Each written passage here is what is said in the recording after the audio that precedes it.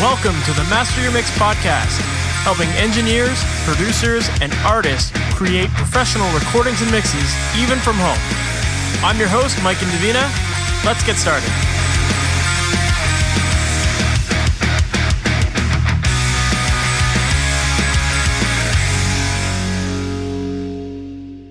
Hey, welcome to the MasterYourMix podcast. My name is Mike and Davina, and thank you so much for being here today.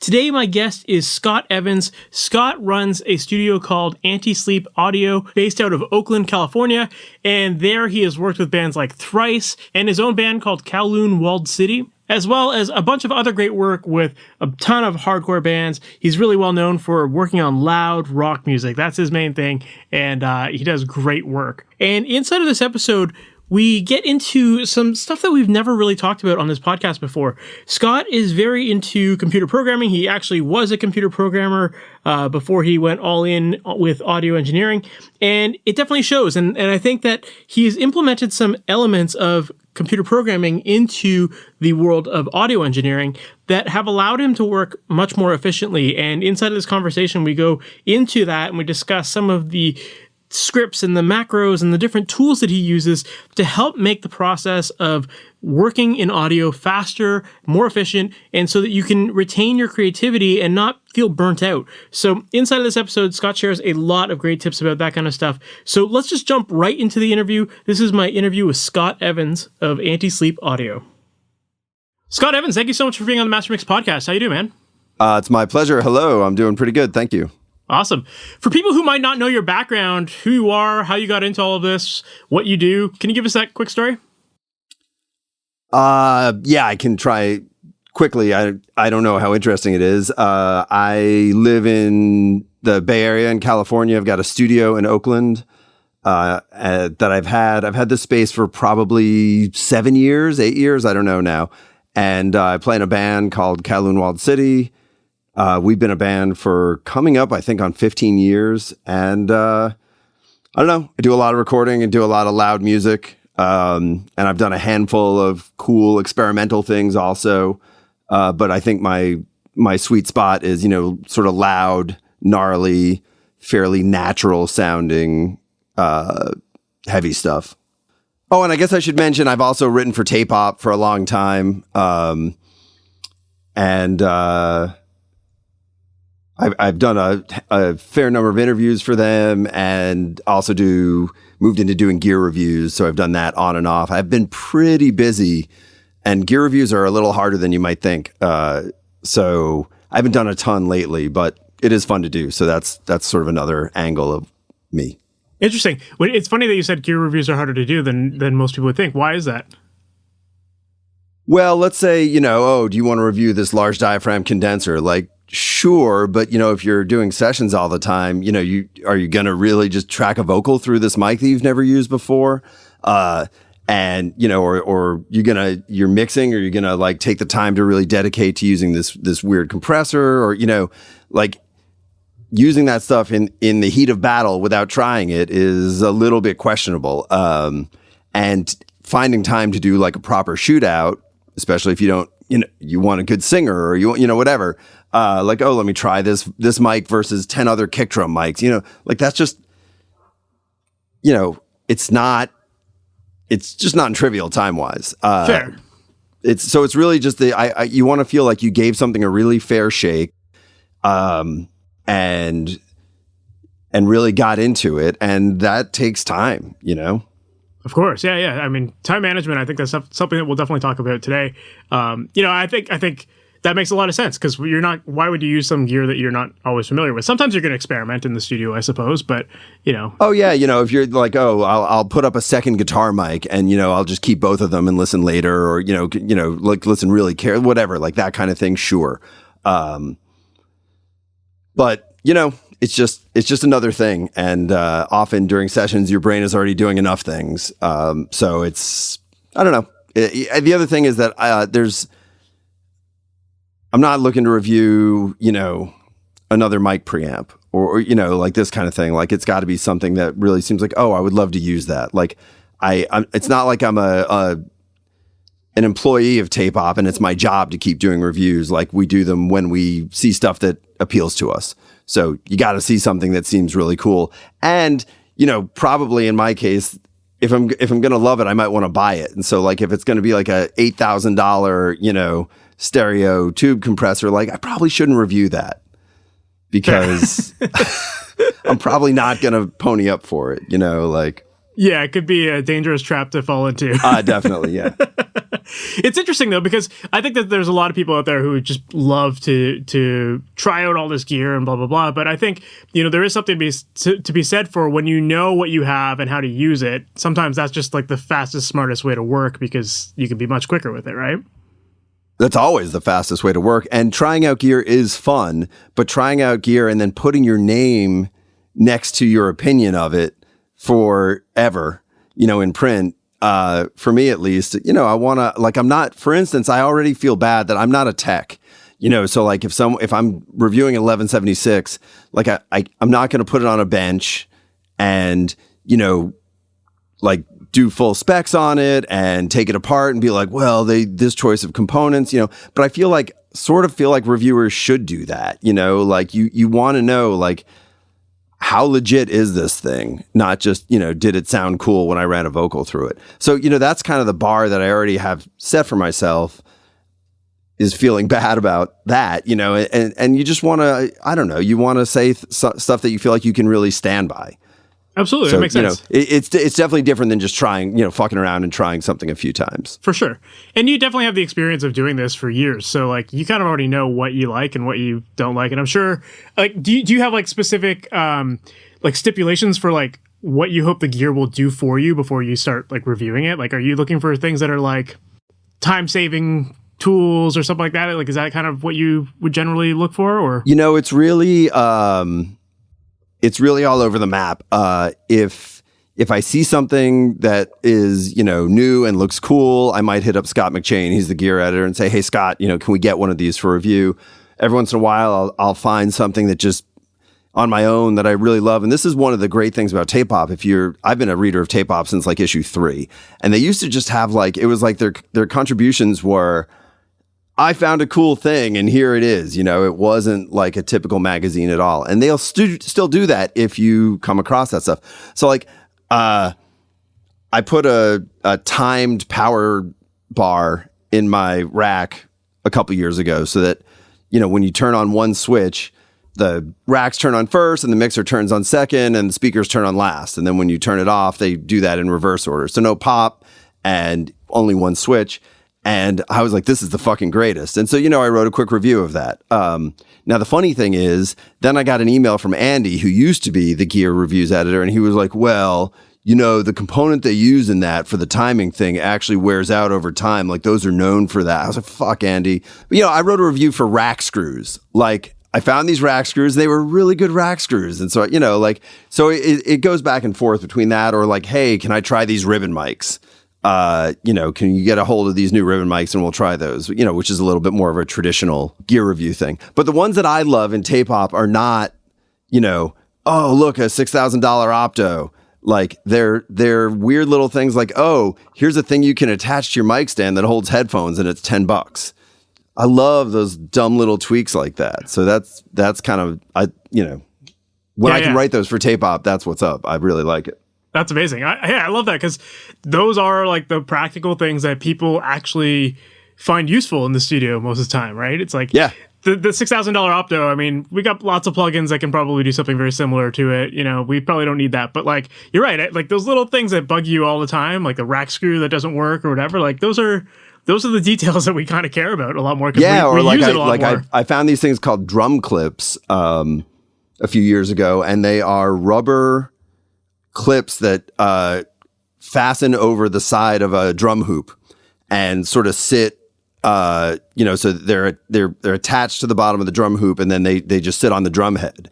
And you look at them and you might be like, man, that is really going to damp the drum, but they actually pop off the drum a little bit on the strike. So you still get all the attack, but then they quickly go back down and they dampen ring a lot. And so they're very musical.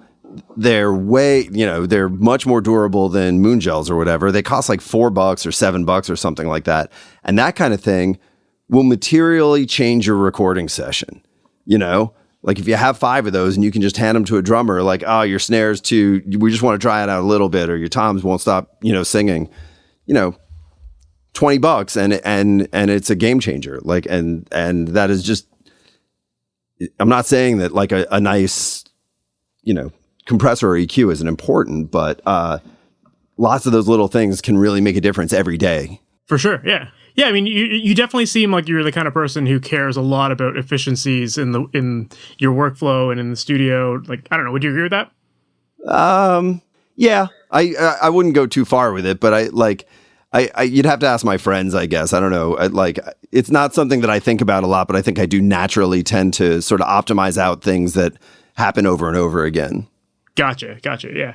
Well, I know that you and I had chatted previously about you had a history as a computer programmer, and as a result of that, you've kind of just learned to be a little bit more efficient with like your macros and the kind of stuff that you like to create, your scripts and all that stuff. So that was definitely one thing that I wanted to talk to you about, because I feel like when it comes to being in the studio, so many of us just do the things over and over and over again, and we don't realize how many steps we've repeated timeless times, and you kind of you lose track of how much time you've lost. But you know what I mean? What I'm saying is like, you waste so much time doing these things over and over again, and there are a lot of ways to shortcut these things. And I know that you're really into doing the macros and writing scripts and stuff like that. So I kind of wanted to talk a little bit about that and how you got into that, and how you're implementing those kind of things into your process. Yeah, I think there's 2 things to think about as far as a rationale goes. One is, you're right, it does use a bunch of time, and that's, important. Time is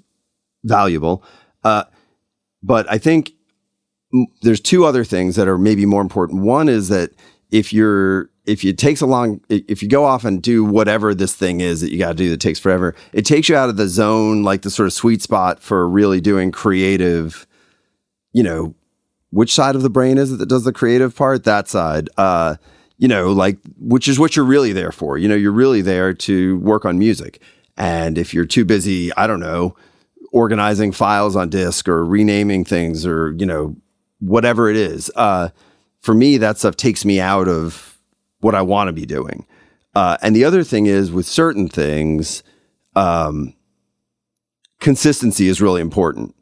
If I'm going to upload 6 different mix revisions of an album for a band, I want to feel really good that it's not gonna have 4 fuck ups in it, because all that stuff is really frustrating for the band. Will inevitably take an extra day or 2 for them to be like, hey, this sounds like the exact same mix that we got yesterday, and for me to sort it out. Like, you just never want that stuff to happen. It's super amateur hour shit, and it's gonna distract the band and decrease their confidence in you, and it makes me want to kill myself. I just like that stuff. I hate it. So trying to find ways to one of the things that automating some things does is it lets you be consistent without thinking about it. That's a really good point. Because we probably follow like the same sort of steps over and over again, but if you have to think about it each time, there's way more room for error. Absolutely. Yeah, so I've got scripts that that rename mixes for me when I do mix revisions automatically and puts dates on them and numbers them and all this stuff. I've got scripts that zip up MP3s named a certain way. I've got, I don't know, scripts that do MP3 encoding with the right ID3 tags, with the artist name and the date and all this stuff. And none of that shit matters, but I don't want to type it and I don't want to think about it. And it is every MP3 that I've run for a band for the past 10 years has been exactly the same as a result, and it's just nice not to have to think about that stuff. For sure. It's really interesting that you mentioned like how you don't want to type it. It's so true. It's like I recently just got Text Expander, which I'm sure you're probably familiar with, which, you can basically create like shortcuts that auto expand your text and this and that. And one of the fun features about that is that on the back end, it has like a analytics tab where it will show you how much time you've saved as a result of using their macros.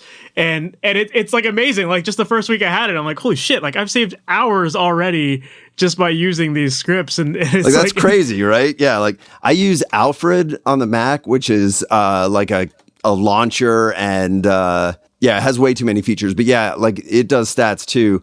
And it looks like on a good day, I use like the thing that jumps between apps, the hotkeys stuff, 400 times a day or something like that. Like I think one of the important things with this stuff though is to find or to focus your energy on tools and, automations or whatever that are sort of coarse and really reusable. I think it's really easy to get bogged down in trying to create the perfect, little crafted tool to do one little thing that maybe is actually very different every time. Like you should not be writing a tool for this. You need like a basic ass hammer, not a hammer that's custom designed for this one nail that you have one day. I think it's very easy to, spend a bunch of time crafting the exact right thing in Keyboard Maestro that will only work, once a month, and that's not worth the time. It's true. That's a good point. Before we go real deep with this, I feel like we should probably describe what we're talking about. For people who have never heard of macros or have no idea like what this kind of stuff is, like how would you describe what a macro is or what these shortcuts are?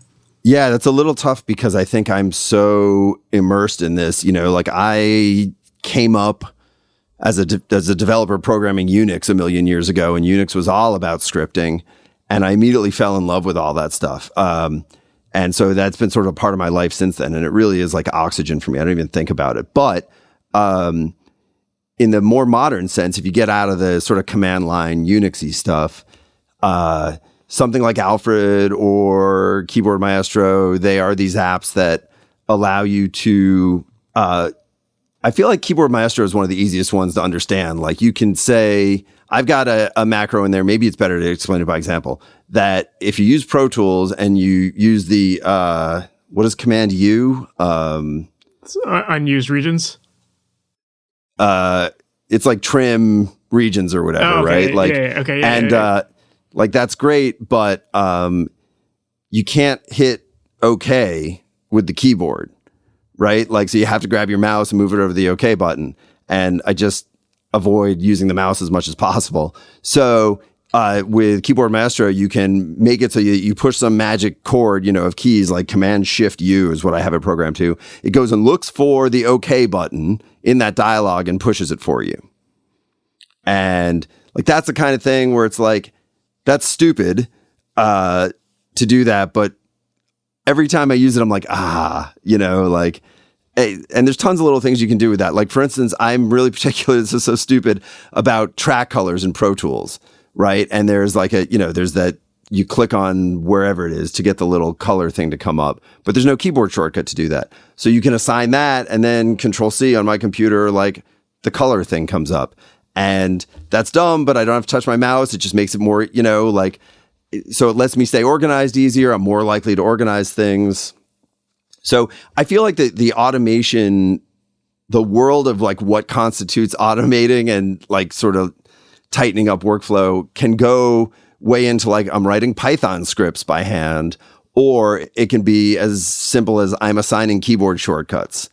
Yes, there are definitely power user things like what was the one, Text Expander or Keyboard Maestro or Alfred or whatever apps to do it. But it's a broad spectrum of trying to make your life easier. Yeah, it's basically just like if you find yourself doing the same things, you have to ask yourself if there's a way to automate that can make your life easier. Then those are the things that you would use a program like Keyboard Maestro or Alfred or Soundflow or whatever to do.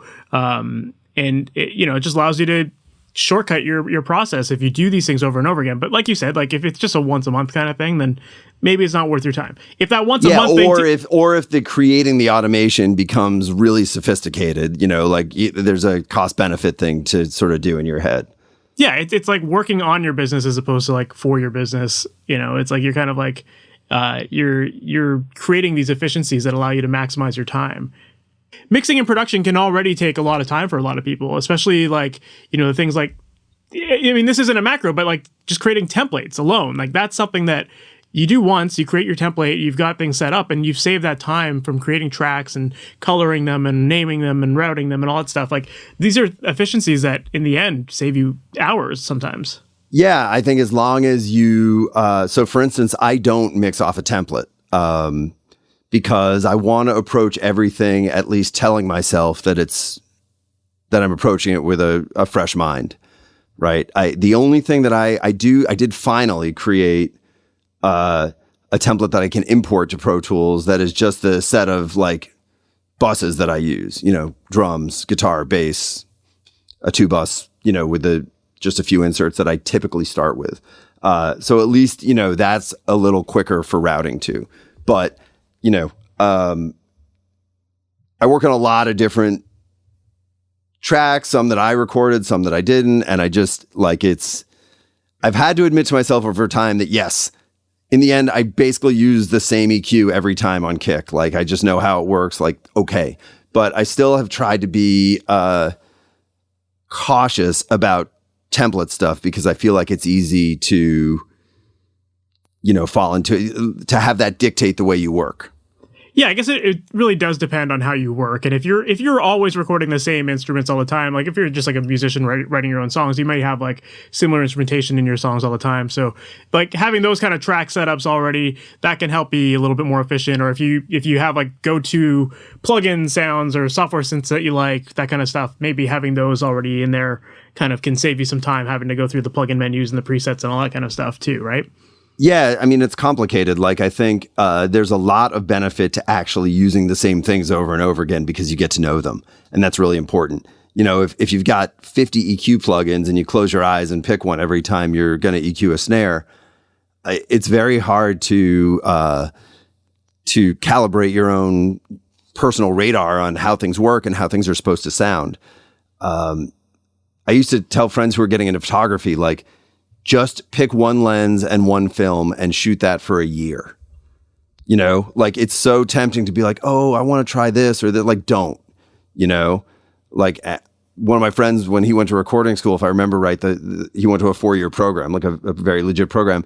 The first year they were allowed to use like one mic or something like that. I mean, it was like, just don't open up the Pandora's box yet. Really understand what to expect from things. So, on the one hand, I really do believe in that. And on the other hand, I don't know. I want to feel like I'm approaching everything anew when I start mixes. So it's a little of both, I guess. Yeah, there's definitely that balance of like having things inspire you, and having that creativity based on having something new. But yeah, there's a place for that creativity, and then there's the place for like the mechanical tasks of getting set up that suck and waste all your time. Yeah, for sure. So what would you say are some of the most time-saving macros that you've created then? I think some of it's almost embarrassing. So Pro Tools, I'm trying to I wrote a little list before we started talking just so that I could have some stuff to refer to. And it's just all over the map. Pro Tools added this batch rename function in Pro Tools 11 or 12. And it's my favorite fucking thing, because I'm a total loser and I just care a lot about how things are named. But the weird part is, so for example, if someone gives you 80 million vocal tracks and they're named all super confusing, it's very easy with like 2 clicks with that thing to be like, rename these all to vocal and a number, a sequential number. And like that kind of stuff for me just makes my brain relax, when it just makes that stuff much easier to visually parse. And there's a checkbox in that dialogue that says regular expression. And regular expression, that my fucking eyes lit up when I saw that, because that is old school, like Unix nerd stuff that allows you to specify a pattern. So like I'm trying to come up with a good example. Pro Tools is recording right now, so I don't think I can bring up this dialogue. Like, for instance, the pattern might be, I don't know, kick and anything after kick, right? So you can say kick dot star. That means kick followed by any characters, right? Match that whole thing. I just want to replace it with K. So that's like a really simple example. So I actually wrote to the Avid people and I was like, hey, what regular expression engine are you using for this? And they were like, oh, we got to go talk to a developer about this. But they actually eventually got back to me, and I've got like a whole batch of like, make everything lowercase, take any of these 10 different, like guitar and change it to GTR, and take kick and change it to K, and snare and change it to SNR and all this ridiculous shit that it all does in like one go. And I keep meaning to write a blog post or do a YouTube video or put something on GitHub or anything with this. I just haven't had time yet. But like every time I use that stuff, it just brings me great joy because like going through renaming tracks in Pro Tools, I get a lot of stuff into mix and it's named crazy. And so just getting that sort of like taking a half hour, an hour to normalize it all means that I don't have to think, like my brain doesn't have to cognitively do any lifting while I'm trying to think about like, you know, is the vocal sounding good? So I don't know, maybe the Pro Tools battery name is my current favorite. But that's a big time saver because like you're right. There's that always that audio.01 or whatever that people send you, and it's like that's the fucking worst. So yeah, or you get tracks like that and you import them all and they've all got names like that. And so yeah, it's very easy. Like I have a regular expression in that saved as a preset that's like take underscore and any bunch of numbers that's at the end of every name and just delete it. And so I've said it out loud now, so I will post these somewhere on the internet. If people find this useful, that would be cool. Another one that I think has been really useful to me is not a macro, but is living out of text files, .txt files. This probably sounds like some boomer shit to a lot of people who live in Google Docs or, whatever. But what I found is that over like the 100 years that I've been working on computer stuff, text files have never changed. Like all my recall information for every mix I do, I've got little templates that I can paste in for every piece of outboard I have. I've got a text file for every session I'm working on. I keep track of my hours there and to do things and people's notes. And this is a perfect example, I think, of something that is coarse, but very flexible. Like, yes, there are plugins you can get that like, you insert them and they let you put photos of your gear or some shit like that to do recalls on. And I just feel like, there's no guarantee that plugin is going to work on the next version of Pro Tools. There's no guarantee that you're going to always have your camera roll if you just take pictures of gear.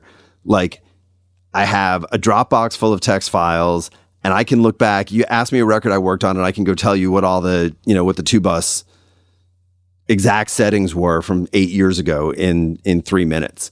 And any notes that I kept. And so text files for me, are like one of the best tools that you could possibly use. So I use a very old text editor that I wouldn't recommend to anyone, but there's a bunch like Sublime and even you could use like that Microsoft Visual Code or whatever, which is free and is a good editor. Just anything that's sort of like you can use Notepad, but what you'll find is if this kind of work appeals to you, you'll want something that's sort of like a little nerdier than that. And you'll start finding yourself doing weird text tricks that are all the same kind of shit that we're talking about here. But for me, that has been, every time someone's like, oh, look, there's this new app that lets you do recalls or whatever. And it's got pictures of every kind of like, man, that shit is not going to be around in 5 years, like. Yeah, that makes a lot of sense. That's actually really smart because, I have recall notes that were written on paper that I couldn't tell you where they are these days, I feel like paper's okay for that. Like paper, like text file is the paper of computers, like, but at least paper you can be like, I got a notebook, like something, like, and paper will always be there for you. I do always carry like one of these little, this is not a Moleskine, it's German, I don't know, Leuchtturm. It's just a nice notebook.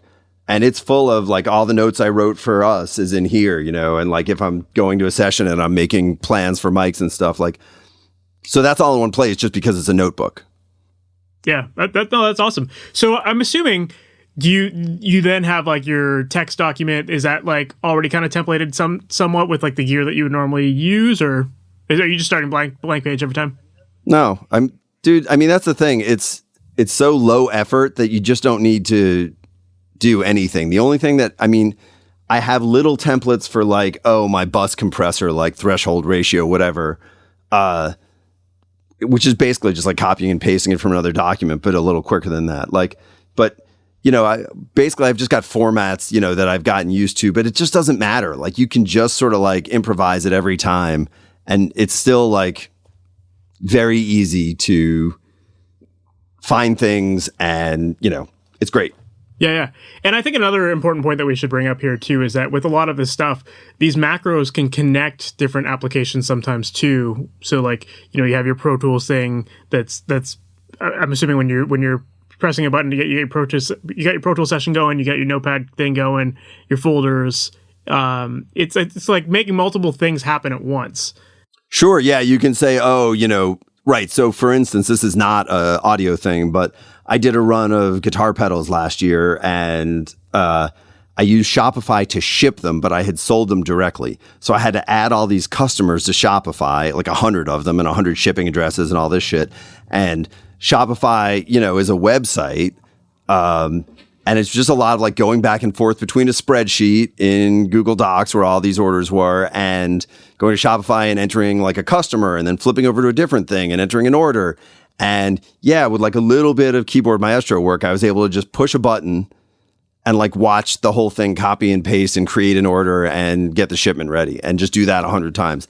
And I really don't know how I would have done it if I hadn't done that. Like doing them 100 times by hand would have taken forever and would have been super error prone.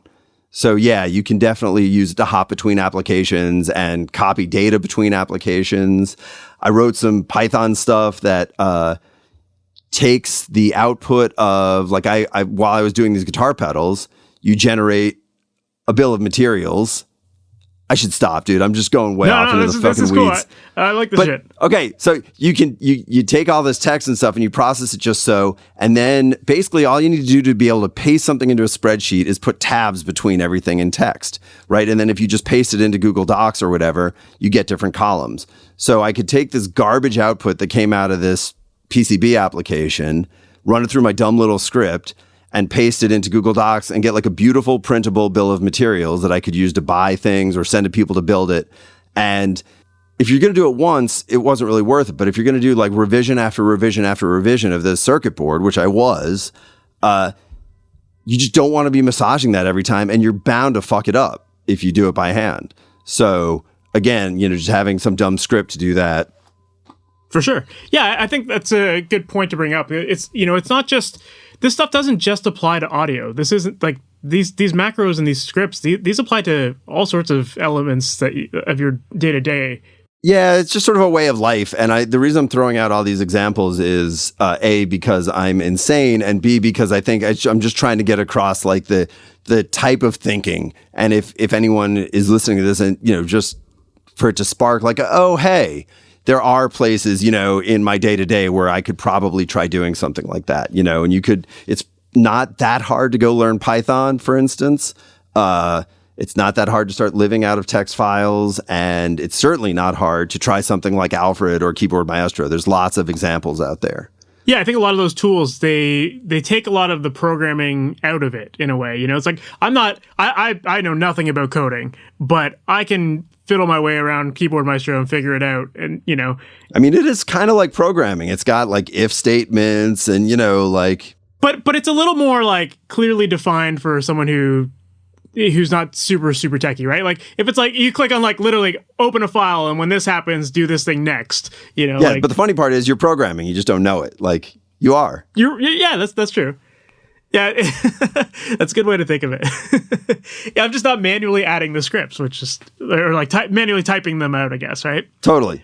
No, that's cool. I think that there's probably a lot of people listening to this that have never once thought about these things, and they're just still clicking on menus or like typing multiple keyboard shortcuts in a row, all that kind of stuff. So, I think these examples that you're giving us are great examples of shortcuts that just can make you realize the benefits of this and how you can go real deep with this if you want.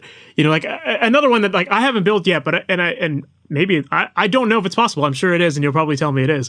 But like I find myself like every time I'm done a session, like being like, okay, well now I have to upload this to like WeTransfer or Dropbox or something like that and share that link, right? So like I would love to have something where I could just hit bounce and then it does all of those things at once and I'm ready to go. I'm assuming that something like that could be possible, right? Oh, yeah, definitely. Of course.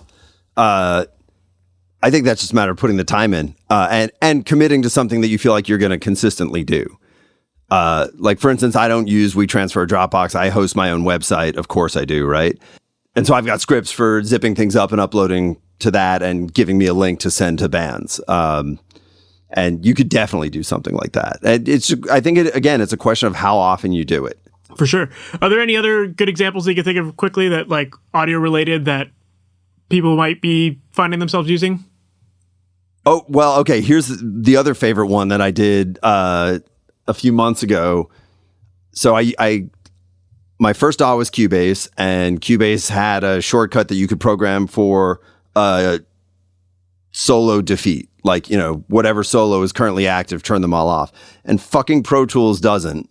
And it's like, and anytime you go like look around on the internet, people are like, well, all you gotta do is hold down Option and click a solo button. Well, fuck you. I don't want to do that. Like, I'm doing something else, like, so it took a little doing, but I figured out a pretty good way with Keyboard Maestro to I've got this nerdy keyboard that's got a lot of function keys. So it's got F15, and I just hit F15 and it defeats solo. And I don't know how many times I use that a day, but it must be like 100 times a day. And if anyone from Avid is listening and you're not, but just add this fucking shortcut already, for Christ's sake. Yeah, but hey, that's a great example of... I mean, that's a really good example. Like, that functionality is really not in Pro Tools, but like, you need it, like, you just don't want to be hunting around for what is soloed. You just like, I'm done listening to something in solo and I want to get back to it. And I feel like it's a perfect example of, like, another good one is, do you use Melodyne at all? Yeah, I do. Yep. Yeah. So Melodyne sounds pretty good and is powerful, and their user interface is the worst. It is the worst. And, like, tuning vocals is already the worst. And it's so meticulous and so painful, and is just total, like, carpal tunnel hell as far as, like, so much mousing. So I've got a handful of Keyboard Master. I should put these up somewhere too. Scripts that do things like, you push 1, 2, 3, 4, 5, or 6, and whatever's selected, it sets it to 10, 20, 30, 40, 50%, correction, right? And I've got some other button, Q or something, that double clicks, because you got to double click a million fucking times in Melodyne. And I don't know, RNT to zoom in and out like Pro Tools, because there's like, everything about their interface sucks, but it's actually like possible to make it borderline usable with a handful of, dumb macros. Yeah, that's a great point. Like, it's not just a matter of like copying keyboard shortcuts that are already built into the software. You can add functionality to this software by doing these macros. Yeah, I mean, I'm sort of like trying to write features that aren't there. Yeah. Even like, I think of with like Keyboard Maestro, you can have it like find a image on the screen. So if there's like a button that normally doesn't have a shortcut like that, I think of like Vocaline, for example. That's a tool where like you gotta like go hit the capture button, then you gotta click on the dub button, then you gotta click on the process button. So it's like you can shortcut these things that don't have keyboard shortcuts built into them already, and save yourself a ton of time. Yep. Yeah, and in the case of, I mean, I literally hate using Melodyne so much that, I mean, I don't like tuning vocals to start with. It's probably like my least favorite thing, but that I would probably avoid it on a record, just if I didn't have this stuff, because it's so miserable to use. And so for me, it's literally the difference between using this tool and not using it. Absolutely. Yeah. That's it's great, man. Once I discovered this stuff, to me, it just like blew my mind. So that's why I was really excited to have you on here to talk a lot more about this stuff. Cause I know that like people right now are probably listening to this being like, I can do this? Like, what? There's a faster way. Yeah. My records might not sound good, but let me tell you, they were made efficiently. But I would argue against that, obviously. I think that like all of these things, they are, like you said at the very beginning of this, it's like, they're freeing up your time to be more creative and to actually like focus on your work and not be doing these things that are just boring tasks that you just have to do, or that you might do differently every time. Yeah. So you can work way more efficiently and keep your focus. And because I think another thing too is like, so many people think to themselves, like, I'm going to start mixing now. I'm feeling inspired to mix my songs. And then They open up their software and then like, okay, now I got to create these tracks. I got to do this. I got to do this. I got to do this. And like an hour has passed just in mix prep, and like they're burnt out by the end of that, and all their enthusiasm to get started is gone. Yeah, or if you're mixing at home, it's like, well, I got to get my interface, and I got to find a place to put my computer down, and like, where's the power to plug in the interface, and like, I can't find my USB cable or whatever. Like, that's a perfect example of like, if you just have a little dedicated spot that you can set up for this, where it's always there, you don't have to think about it. Like that lets you get right to the good part and skip the bullshit. And I feel like this is just another version of that. Absolutely. So let's transition into like your mixing then. So when it comes to your mixing, do you find that you follow a similar process in terms of like how you would normally tackle a mix, and what that process normally looks like for you? Like, are you like that kind of person that's like always following a similar path? I don't think I think about it enough to know the answer. I think the answer is probably yes. And every once in a while I will shake it up. I was just telling a friend, like this record that I mixed a few years ago, I remember I specifically started with the vocal, because, I do a lot of heavy music. I'll start with the drums. I knew going in that the band leader in this band that I was mixing, this is more like sort of big star type power pop. He hates drums. He's like, I hate drums. And I was like, you what? He's like, I hate drums. Who hates drums? I was like, what? Why are you in a rock band? But so knowing that, I knew that, the vocal and guitar was going to be the most important thing.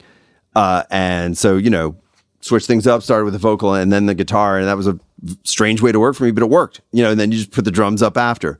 So, I have a console here. I mix sometimes on the console. I mix in the box most of the time with a bunch of hardware inserts.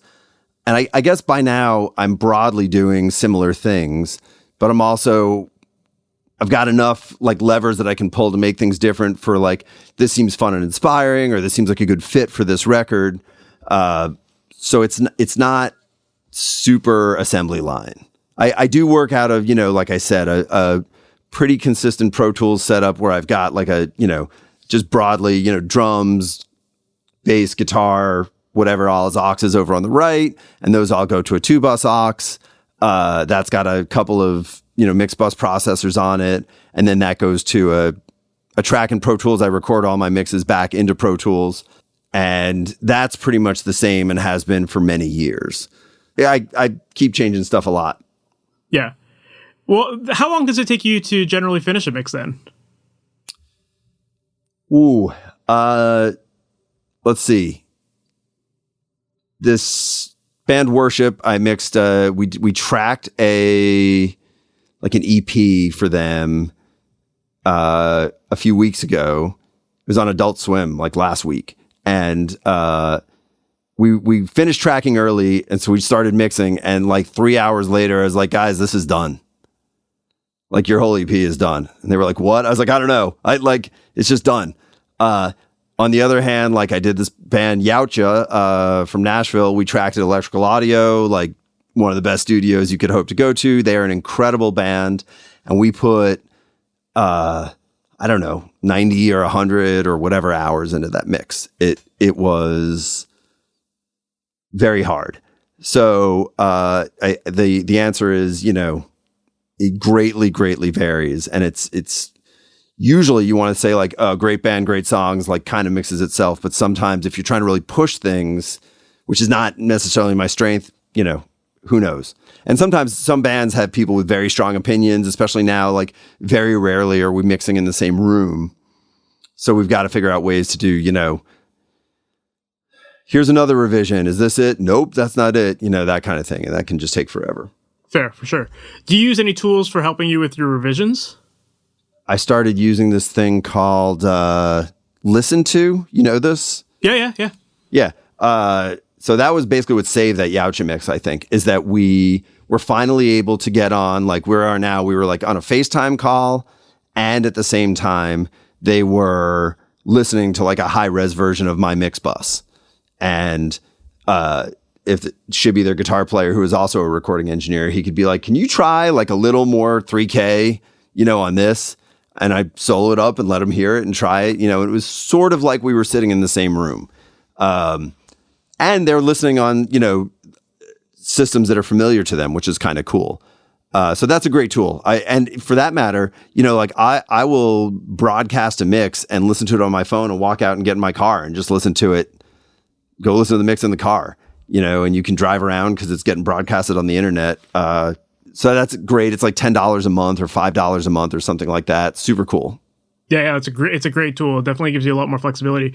Yeah, there's Listen To, and then another one is Session Wire, which actually kind of acts more like Zoom, where you have like a video chat, a video call that goes into like your Pro Tools session, so you can like see each other, you can stream the audio through that. Oh, that's a good idea. Yeah, I did a whole bunch of bullshit to like, I had a mic here, like I'm talking to you on a mic right now, but I had it patched into Pro Tools and I had that running to Listen To, and it was a whole like, but we had a FaceTime. It was a lot of work actually to get set up, but it did help. But you end up with like feedback problems, and so that sounds like a nice tweak on that. Yeah, it seems like all of these tech tools out there like Zoom and whatever, it's like they certainly work very well for like most people, and I guess they're just trying to attract like as many people as they can. But for audio, there's still something missing with it. You can't quite stream your audio through it, usually like lossless and right. And I think that it's actually pretty interesting. We get so used to working via like send me a list of notes that the idea of like, it is an adjustment to be like, okay, we're going to do this in person. Like for both parties, like the band's got to carve out time to sit there and work, like hours. Like we're going to sit here for hours and work on this just like we would if you were in person. But I think in the end, it is much more rewarding, even though it's harder than it is to just keep listening and sending emails back and forth or have like the endless group text or whatever. Yeah, that's a good point. Yeah, I was going to ask about that. Like, do you always do your revisions kind of live versus that email back and forth? But that makes a lot of sense. Yeah, there's definitely not. No, tons of email. And actually, more and more group texts, although I try to keep people putting their notes somewhere, but we'll often have I think the group texting is actually great in a lot of ways, because it is a lot more like being in a room with people. You can have a discussion. I know a lot of mixers that would disagree with me and they say, no, I just want notes. But I prefer mixing. I prefer music creation to be collaborative. I feel like the artist always has a lot of opinions about what they want and should feel heard, and removing barriers to conversation is great. And so a group text turns out to be a pretty good way to do that. Yeah, that's a good way to do it for sure. And I think there is that element of when you have a group, all kind of everyone's putting in their own input. There is always like inevitably like the contradictory suggestion, like someone, everyone wants it louder, and it's like, well, okay, can't just turn everything up louder or that kind of thing, right? Or like, someone wants like their drum part louder, and the vocal is like, no, the drum's already too loud, like you get those kind of things. So it kind of does create a little bit more conversation so that everyone can just get on the same page and make sure that, you're not, as the engineer, you're not doing more work than you need to and then undoing it all. And yeah, I mean, previously I would ask bands to discuss amongst themselves and then come at me with a list where they've resolved all these things. But the truth is the band doesn't always know what I'm doing to get to somewhere. And so if it's like, I could make the drums louder, but I'll probably have to do this. Like, and if they have to resolve it on their own, they might not even know what some of my options are. I mean, this is a double-edged sword. Like, if you have someone one person with a very strong voice, they'll overwhelm the conversation. I'm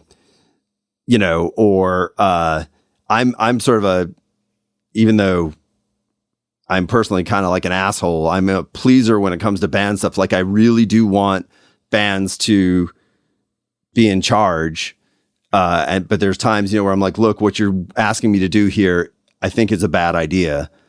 I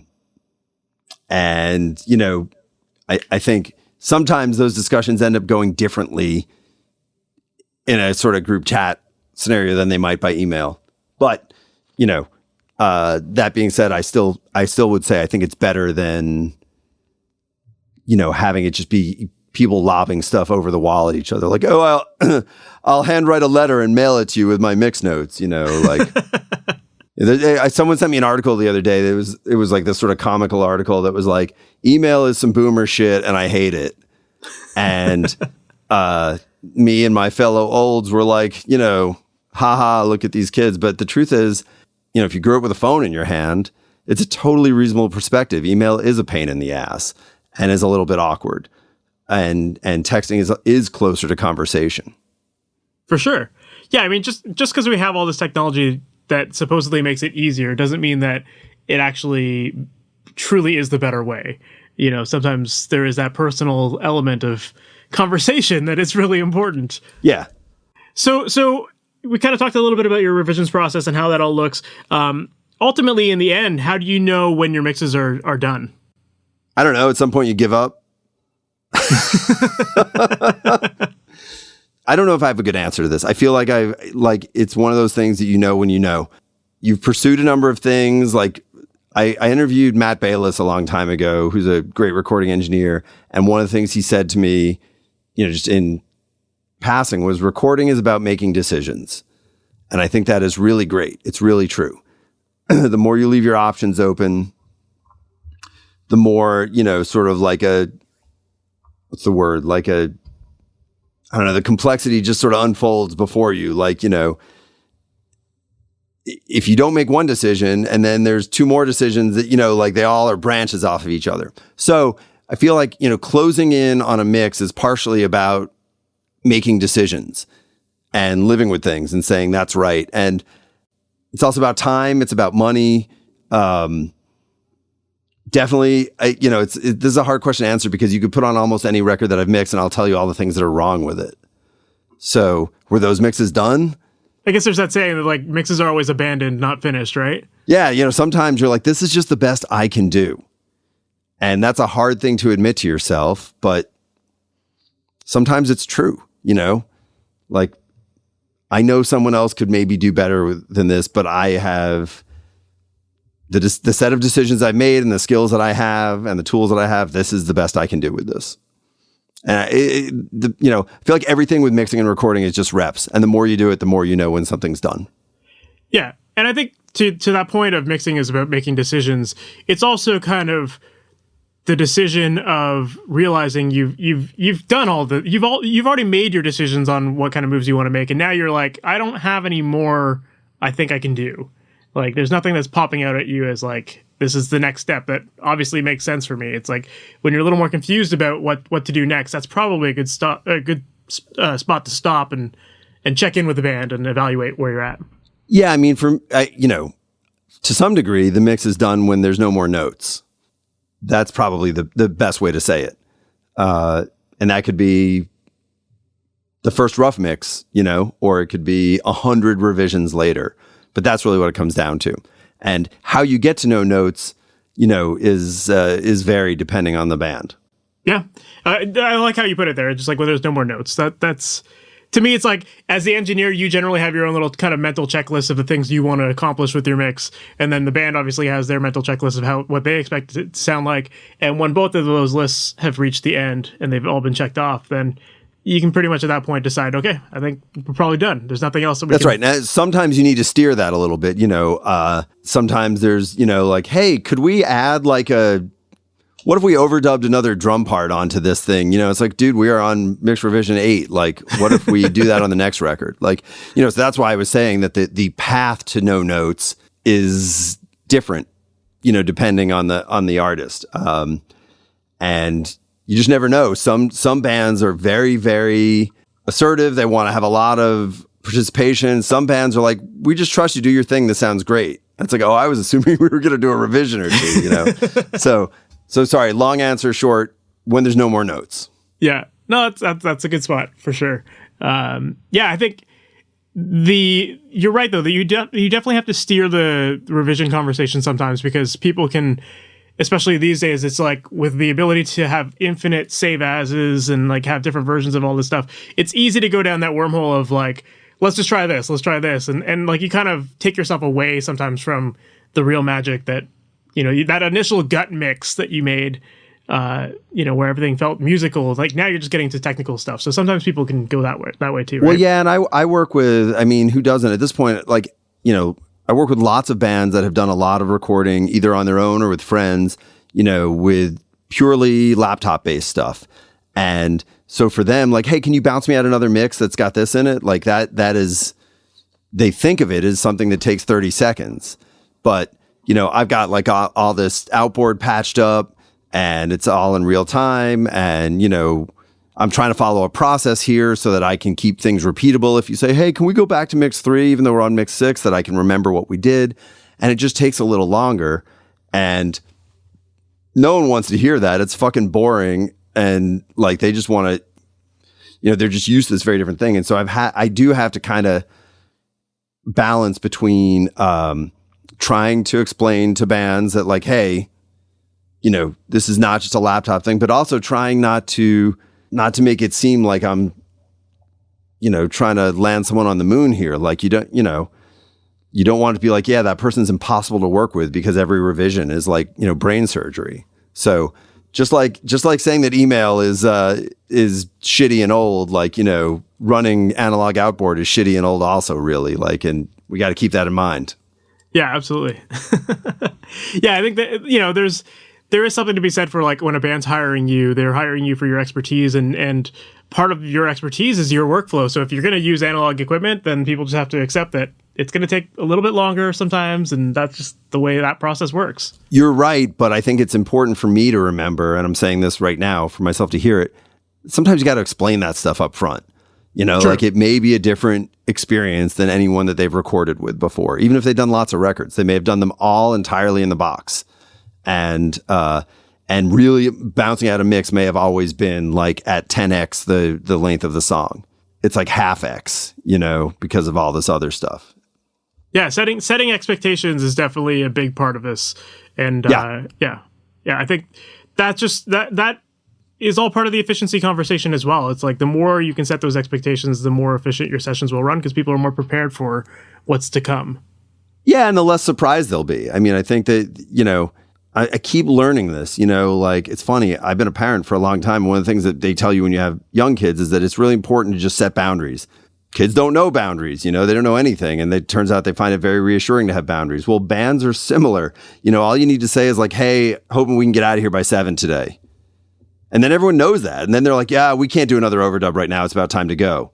But if you don't say that, no one knows when we're going to finish. Like, and it's simple shit like that. Like it really is important for just getting everyone's brain aligned. That's a great point.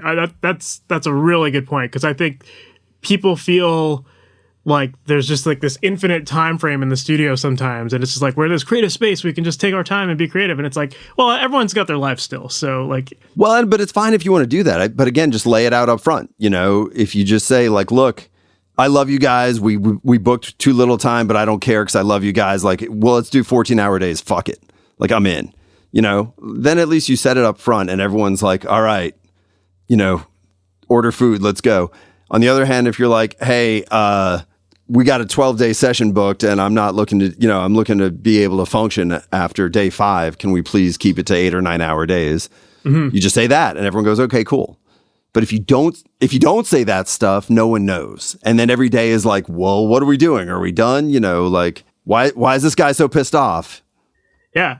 And sometimes setting those expectations actually make people make quicker decisions, and you get the job done. Absolutely. Faster. I remember working with an engineer a while ago who like he did things out of his house and he had a nice setup, but he was like, I work from 10 to 5. So I have time in the morning to like take care of my kids, have breakfast with them. In the middle of the day, I'm taking an hour for lunch so I can like hang out with my kids. And then at 5 o'clock, it's family time. So like get the fuck out of my house by 5.